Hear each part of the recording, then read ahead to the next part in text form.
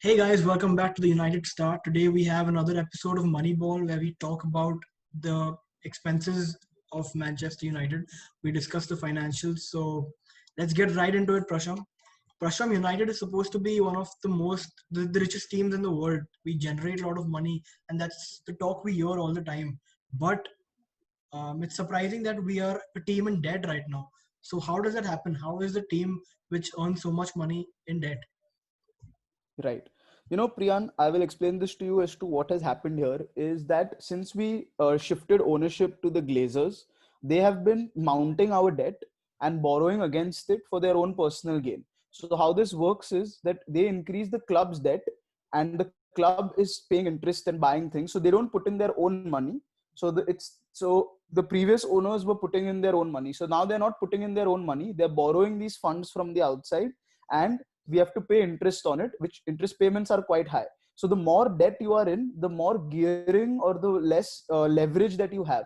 Now, as you know, United is listed on the stock market as well in America. And against that valuation, the Glazers have been able to generate a lot of debt in the club. So from going to a club that was not in debt to going to a club in debt, the Glazers play a very important role. And right now our gross debt is about 511 million pounds, which is a lot, which is the second highest in the league, right? And this is very problematic because we have to pay huge amounts of interest on it, like I said.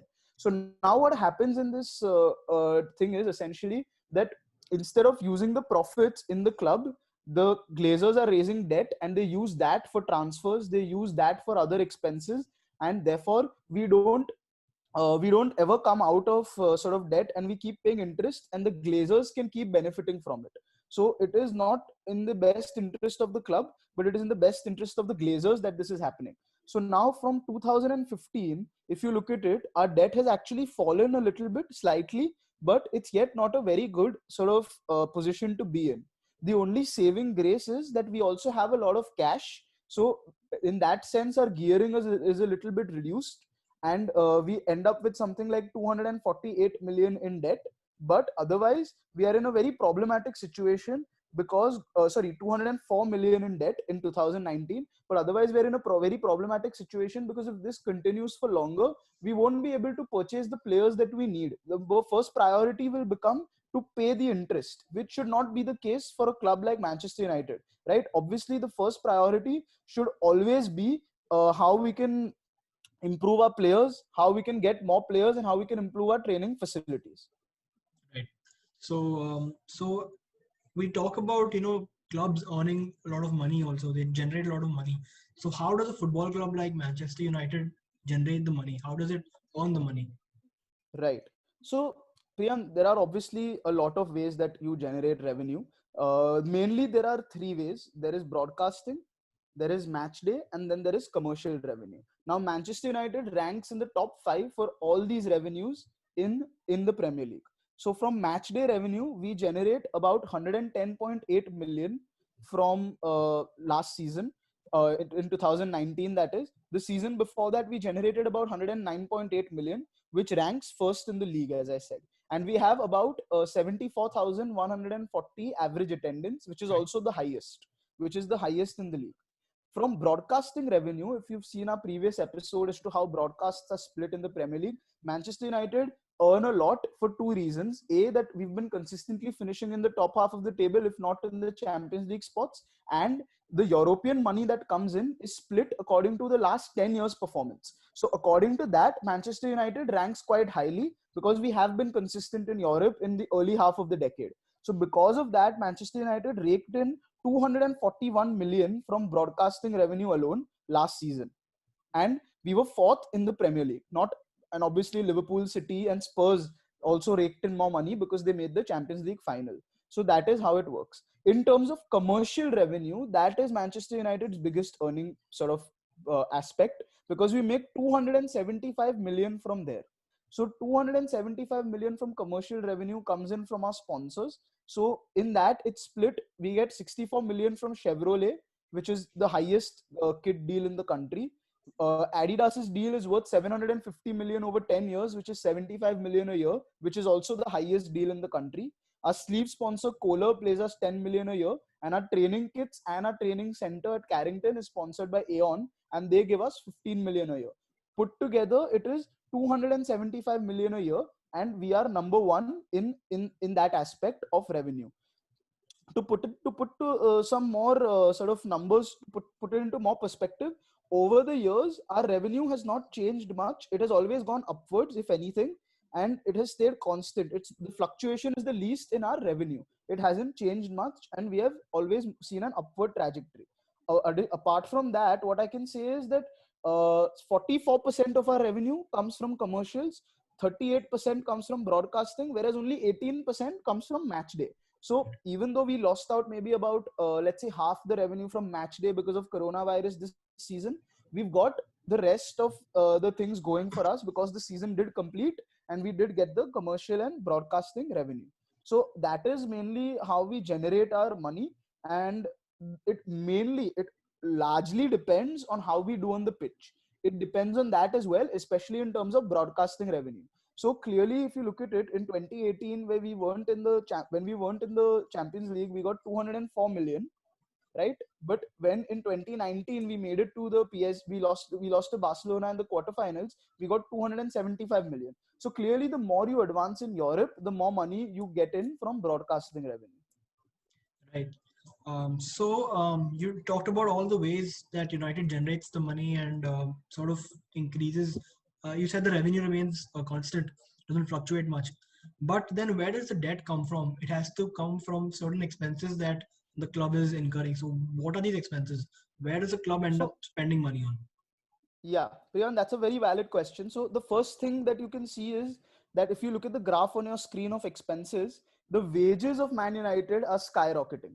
We pay almost we are paying the most wages in the country. So we are paying 322 million pounds in wages. Now, getting Alexis Sanchez off the books is a big advantage, but we yet have the likes of Lingard and Pogba and De Gea who do take in a lot of wages. So getting off these wages is one of our biggest expenses, and we are first in that. However, it is only 53% of our turnover. So in that sense, it is acceptable, but yet it is a lot. It is a lot more than the other teams. Now, considering that, there is another thing that you pay for each year, which is depreciation or player amortization. Now, in that ranking, Manchester United is fourth.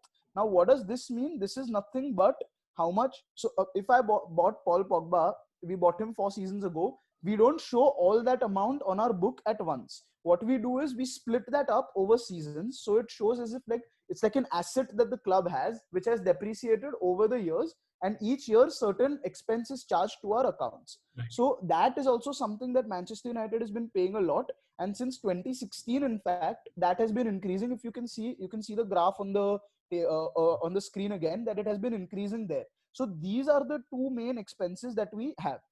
Now there are additional other expenses that include travel, lodging, player sort of accommodation and all. In that too, we rank third in terms of other expenses, which is at 109 million, which is also a lot. These are the three main things. Now after that, one of the other things that I forgot to explain in the revenues is, of course, profit from sales of players. And the other thing that comes in is cost of buying players. So cost of buying players is essentially the amortization, which we rank third with 126 million, like I've said, and which is profit on player sales. We've got 26 million in last year, which is fifth in the league. So we do get some money, but it is not a lot. Our amortization cost is much high. So when you put this revenue and when you put this revenue and expense together, in fact, we do end up with a profit. Our profit after tax is $19 million, which is a lot of profit, to be honest, because not a lot of clubs are making as much profit as Manchester United are. So over the last year, before interest and tax, we have made $186 million in profit, which is actually a lot. But you see, the interest payment is so high that after paying the interest, the profit drops a lot. So that is what is, actually what is worrying. So after paying the interest, the drop off in profit is a lot. As you can see the graph on the screen, the difference between profit before interest and profit after interest, the difference between the green and the red line is is sort of quite a lot.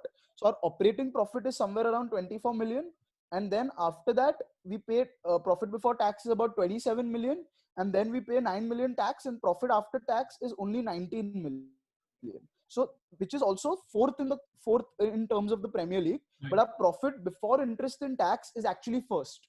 So you're seeing the big drop off is coming from the debt that we are financing, which is mainly generated by the Glazers. Right.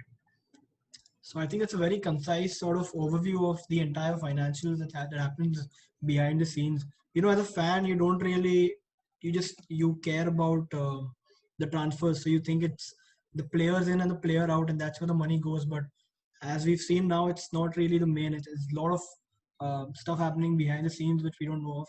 So thank you, Prasham. Is there anything you'd like to add? Yeah, Priyan, just one thing. That is when the Manchester United fans are like only 10 million more for Jadon Sancho. Right. So that is not just the 10 million more for Jadon Sancho. It is 100 million plus 10 million more. So that Right. amortization will happen for a much longer period. Now, this is where the problem is. If the Glazers' first priority was football, we'd have got Jadon Sancho. But the fact that their first priority is finance, they have to balance their interest payments, they have to balance their books, and they have to ensure that the stock is doing well in the share market as well. So the fact that you have to ensure so many things, of course, the football is becoming a second priority. This is not the way it should be, because at the end of the day, like I said, the profit of the club, the fact that we are the third most valuable team in Europe, the profit of the club is built on the bedrock of football. So I think, but that's how football is moving towards now. It's just becoming more of a money-making business rather than core football. So that's maybe a video for some other time. So thank you, Prasham. I hope you guys enjoyed the video. Do give it a like and subscribe if you're new here, and hope to see you in the next one.